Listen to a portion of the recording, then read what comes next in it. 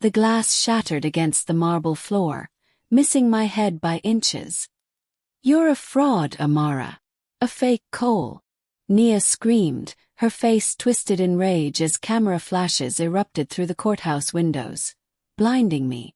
Before I could even raise my hands to shield my face, a hand clamped around my wrist, yanking me behind a wall of solid muscle smelling of bergamot and expensive cedar.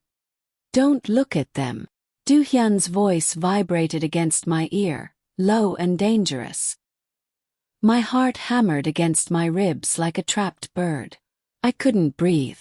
My lungs burned with a chronic stress asthma that had haunted me since my impoverished childhood, the brutal childhood I survived before discovering I was swapped at birth with Nia Richards. For 27 years, I ate scraps while she lived my lavish life. Now she wanted my legal career destroyed too. I said, "Look at me," Do-hyun commanded softly. My newly arranged husband, heir to the multibillion-dollar Cha Group, tilted my chin up. His eyes, usually pools of frozen black ice, blazed with a terrifying protective fury that made my breath catch. "They're going to ruin the Taylor Gardner case," I gasped, clutching my legal briefcase against my chest like a shield. "My firm's partners are going to fire me for this circus." "They won't," he stated, his tone leaving absolutely no room for argument. He reached into his tailored coat and handed me a sleek silver thermos. "Drink. You're shaking." The warm yujicha slid down my throat, instantly soothing the painful tightness in my chest. He had remembered. Amidst a high-stakes corporate merger disguised as a marriage, this ruthless man remembered my throat flared up when I panicked. "Why are you doing this?" I whispered, staring into his impossibly flawless, impassive face. "This is just a contract, Do-hyun. You don't have to play my bodyguard." He leaned in, his lips brushing my ear, sending a violent shiver down my spine. "Because my wife does not cower to bottom feeders. And because of this." He slipped a folded photograph from his pocket and pressed it into my palm. I unfolded it, my pulse roaring in my ears. It was a surveillance photo of Nia's fiancé, Min-jun, handing a massive illegal wire transfer to the opposing counsel in my divorce case. The plot twist hit me like a physical blow. Min-jun wasn't just Nia's arrogant lover. He was the shadow shareholder trying to destroy my client. Do-hyun hadn't just saved me from the vicious paparazzi. He had just handed me the exact weapon I needed to win the biggest trial of my life. I shoved the photograph into my briefcase, the leather snapping shut with a satisfying click. The paralyzing fear evaporated, instantly replaced by a cold, burning rage. "Where did you get this?" "I have my ways," Do-hyun replied, his face an unreadable mask of absolute authority. "Use it. Destroy him." I marched into the courtroom, the heavy oak doors slamming behind me like thunder. Nia was sitting in the gallery, a smug, venomous smile painted on her lips. She thought she had already won. She thought the smear campaign she launched this morning, leaking fake psychiatric evaluations online to paint me as unstable, was enough to break my spirit. "Your Honor," I began, my voice echoing off the high, solemn ceilings. I didn't even glance at my notes. I looked dead at Min-jun, who was sitting arrogantly in the back row. "We have new, irrefutable evidence. A direct financial link between the defendant and Park Holdings, orchestrated to deliberately bankrupt my client." The courtroom erupted. Min-jun's face instantly drained of color. Nia leaped to her feet, her mask slipping. "She's lying. She's mentally unfit. Look at the news." "Order!" the judge roared, slamming his gavel so hard it chipped the wood. I presented the photograph. The opposition scrambled, choking on their own objections as the judge reviewed the illegal wire transfers. The victory was swift, brutal, and intoxicating. I had won. The Taylor Gardner divorce was settled in my client's favor, and Min-jun was immediately placed under investigation for corporate espionage. But the high of the victory didn't even last 5 minutes. My phone vibrated violently in my pocket. It was a text from my managing partner. My office. The internet leak is destroying the firm's reputation. I stormed into the corporate law office, adrenaline still pumping, ready to fight for the job I had bled for. The mahogany boardroom was packed with gray-haired partners glaring at me like I was a toxic liability. Amara, this firm cannot harbor a PR disaster, managing partner Kim sneered, sliding a freshly drafted resignation letter across the table. Sign it. Leave quietly. I just won the biggest, most profitable case in this firm's history. I yelled, slamming both hands on the table. You are a fake heir with a fabricated reputation, Kim snapped back, his eyes cold. And we traced the IP address of the blogger who leaked your supposed medical records. He flipped a page over and shoved it toward me. I stared at the paper, the blood instantly freezing in my veins. The IP address didn't belong to Nia's penthouse. It belonged to the Cole estate. My own adoptive parents, the people who raised me for 27 years before throwing me away the second they found their real daughter, had funded the smear campaign. They wanted me publicly destroyed to ensure Nia's transition into high society was flawless. I couldn't breathe. The betrayal clawed at my throat, suffocating me. Hot tears pricked my eyes, but I refused to let them fall. They paid for it, I whispered, the crushing weight of my fake childhood snapping the very last string of my composure. I reached for the silver pen. I was entirely alone. I had always been alone, just a placeholder they could erase. The heavy boardroom doors crashed open, hitting the walls with a deafening bang. Do-hyun walked in, flanked by a terrifying entourage of Cha Group corporate lawyers. The temperature in the room plummeted.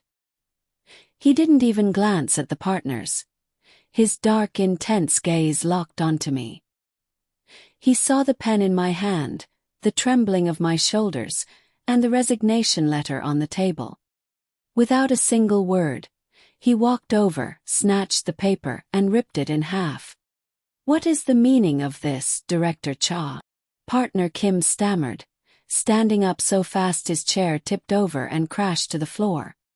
The meaning, Do-hyun said, his voice dropping to a dangerous gravelly register that made the hairs on my arm stand up, is that if anyone in this room speaks to my wife in that tone again, I will personally dismantle this firm brick by brick. She is a liability. Her own family leaked. Her family is the Cha Group, Do-hyun interrupted, stepping smoothly in front of me, shielding me completely with his broad shoulders. And as of this morning, the Cha Group has acquired a controlling interest in this law firm. You work for me now. And you report directly to her. My jaw dropped. The partners turned ashen, sinking back into their chairs in horrified, stunned silence. Do-hyun turned to me, his hand gently cupping my cheek. His thumb brushed away a single stray tear I didn't even know had fallen. Are you finished here? He asked softly, completely ignoring the terrified executive sweating behind him. Yes, I breathed, my heart doing a violent, erratic backflip against my ribs. He laced his long fingers through mine. The searing warmth of his touch was a stark contrast to his ruthless reputation. He led me out of the building and into the back of his waiting Maybach. The leather seats squeaked as I turned to him, my mind reeling in absolute shock. You bought my firm, I demanded, my voice shaking uncontrollably. Do-hyun, that's tens of millions of dollars. Why would you do that? He looked out the window, his sharp jaw clenched tight. Min-jun threatened to release a video of you tonight at the charity gala. I intercepted the file. He thought if you lost your job today, you wouldn't have the financial resources or credibility to fight back tonight. He was wrong. The twist sent an icy shiver down my spine. Min-jun was more desperate than I could have ever calculated. He was completely cornered, and a cornered chaebol heir was incredibly deadly. The annual charity gala in Hanamdong was a suffocating sea of glittering diamonds and poisonous, fake smiles. The absolute second Do-hyun and I walked in, the whispers started. I wore a backless crimson gown. He wore a bespoke black tuxedo that fit him like armor. He kept his hand firmly on the small of my back, a silent, unshakable anchor in a room full of sharks. Nia materialized from the crowd like a ghost, a glass of champagne trembling in her hand, her eyes wild with a manic desperation. Min-jun stood right behind her, glaring daggers at Do-hyun. "Enjoying your stolen life, Amara?" Nia slurred loudly, ensuring the surrounding socialites stopped their conversations to listen. "You think winning one case makes you one of us? You're trash. You grew up in the slums, and no amount of cha money can ever wash that off of you." I stepped forward, my pulse roaring in my ears. I didn't need Do-hyun to fight this battle for me. I looked Nia up and down with nothing but cold, clinical pity. "I earned my life, Nia. Every degree, every late night, every victory. You were handed a life you don't even know how to keep." "I hate you." Nia raised her glass to throw the champagne squarely in my face. Before the liquid could even leave the rim, Do-hyun's hand shot out, gripping her wrist with terrifying bone-crushing speed. He didn't squeeze, but the sheer lethal threat in his eyes made her freeze completely.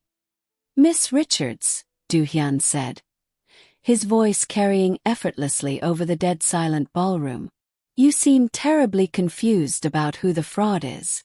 Perhaps the guests would like to know that Park Holdings secretly filed for bankruptcy this afternoon, or that your adoptive parents are currently under federal investigation for market manipulation, evidence my wife legally submitted to the prosecutor an hour ago." Nia dropped the glass. It shattered, echoing across the marble like a gunshot. Min-jun backed away, his face pale, realizing he was entirely, utterly destroyed. "You're done," I whispered to her. Do-hyun placed a heavy, protective arm around my waist and led me out of the ballroom. We didn't look back once. The ride home was enveloped in a thick silence. Beautiful city lights of Manhattan blurred past the tinted windows. I couldn't stop looking at him. The stoic, untouchable Ice King had just burned down the elite hierarchy of Manhattan just to keep me safe. "You orchestrated the Taylor Gardner case landing on my desk, didn't you?" I asked quietly, the final, impossible piece of the puzzle finally falling into place. Do-hyun froze, his intense gaze finally meeting mine in the dim light of the car. "I needed you to have the undeniable power to destroy them legally. I've been watching you for 2 years, Amara. Long before the baby swap scandal. Long before the contract." He leaned in, his voice raw with a vulnerability I had never seen. "I didn't arrange this marriage for a business merger. I arranged it to finally have you." I stopped breathing. The massive steel walls I had built around my heart for 27 years crumbled into dust in a single second. I didn't hesitate. I reached up, weaving my fingers into his dark hair, and pulled his lips down to mine. The kiss was fierce, desperate, and tasted like absolute victory. Thank you for watching this intense Afro-Asian romance short. If this story had you on the edge of your seat, smash that like button, leave a comment about your absolute favorite plot twist, and make sure to subscribe for more daily romance dramas.